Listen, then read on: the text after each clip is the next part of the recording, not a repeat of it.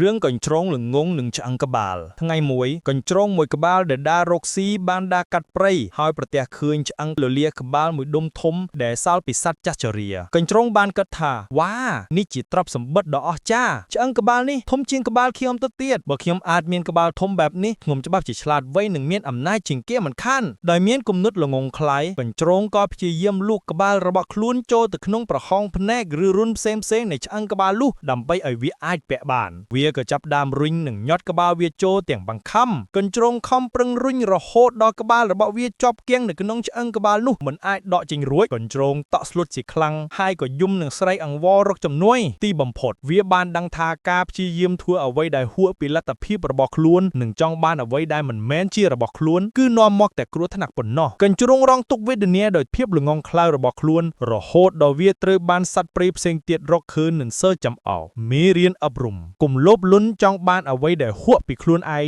និងត្រូវចេះពេញចិត្តនឹងអ្វីដែលខ្លួនឯងមានស្រាប់